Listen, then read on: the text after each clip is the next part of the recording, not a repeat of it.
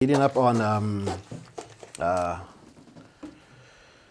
what's happening now in the world, this whole Putin-Ukraine situation. Yeah, it's getting ugly, eh? And there's one Jewish person in Israel. He connected the Torah, the Jewish Bible, Jewish book, religious book, with what's happening in the world. And there it says that the Gog and Magog, which is apparently Putin and Russia.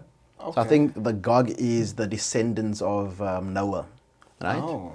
So they migrated to Russia. Okay. And that's where Russians developed, right? I speak under correction. Okay. You can check it out if it's really important, maybe later. That's okay. And then Magog is the actual country of Russia, that region. Oh.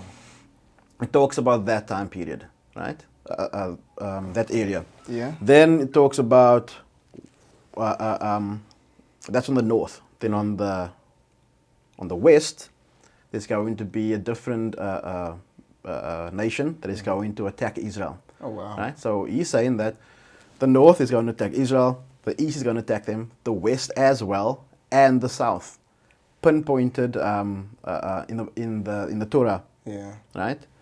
And he uses that to conclude that we're at the end of times right now. Wow. So keep in mind, Russia don't want to sell their petrol anymore. The fuel, they keep it to themselves, and it obviously inflated the fuel prices. Mm-hmm.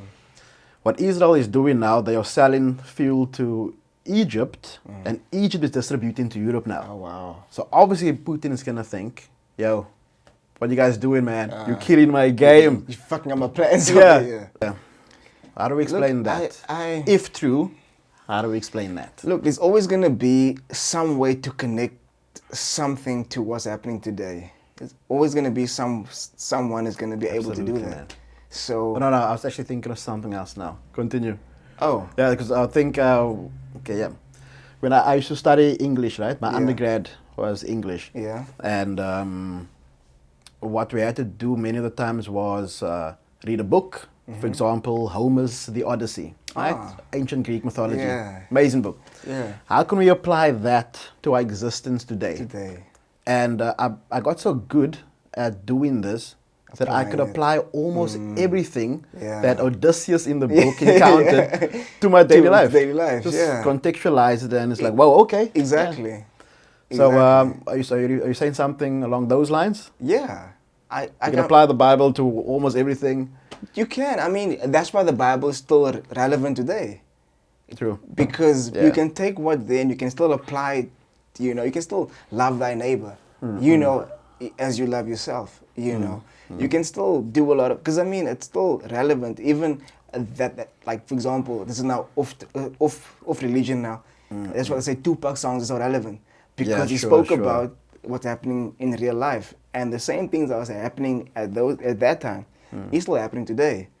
So that's why you can take music, you can take art, you can take the news, you can take history, because history repeats itself.